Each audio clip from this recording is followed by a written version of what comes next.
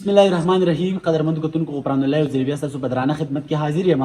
قدرمنو کتونکو زه دا وخت موجود یم د سوات کالام په یو تاریخي جومات کې ویل کېږي چې دلته دا جومات چې دی دا هم تقریبا د 300 کلونو چې دی هغه سیوا د دې وخت وشو او په دې کې ډېر ښه لرګی چې دی هغه استعمال شوی دی. اوس هم چې دی په دې کې د مرمت هغه کار وخت په وخت چې دی هغه کېږي.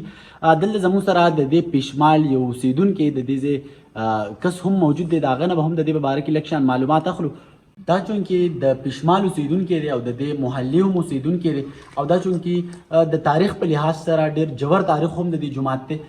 زموږ کتونکو ته دا ووایه چې د دې جومات په څومره وخت کې او په دې کم لرګی استعمال شوی دی، چونکې داسې ښکاري چې په دې کې خو ټول لرګی دی، په دې کې نور څه کار هم نه دی شوی.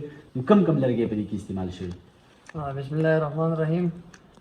خبره خو دې ده چې لکه جومات زموږ چې کوم لرګی لګېدلی نو په کالام کې چې کوم لرګی دلته استعمالېږي نو دا ټول د رانځړه لرګی ځکه واوره کېږي او اوبه دغه یي که نه نو بیا راساس وي اکثر نو دا لرګی چې اوبه نه اخلي هغې نه خرابوي او نور لرګی که پکې لګوي نو هغه بیا اوبه خرابوي.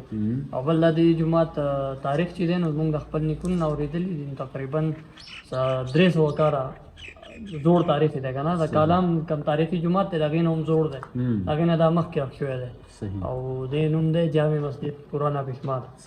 د څومره ځایونو نه خلک دلته دې لیدلو لپاره راځي؟ یاره خلک خو ډېر راځي، ډېر خلک راځي. کار پکې او کار پکې شروع دی. تاسو دوی چونکې خبرې واورېدې نو یقینا ډېر زیات ښایسته جومات او بیا ډېر زیات که موږ وګورو نو د هر جومات چې دی هغه ډېر مقدس دی. خو بیا دلته چې کوم لرګی دی ټول د لرګي دی نو ډېر خلک لیدلو له راځي. نو ما وایي چې د خپلې کیمره په شیشه باندې تاسو ته دا هم وښیم. د بل پروګرام پورې اجازت راکړئ. په لوی الله مسپار.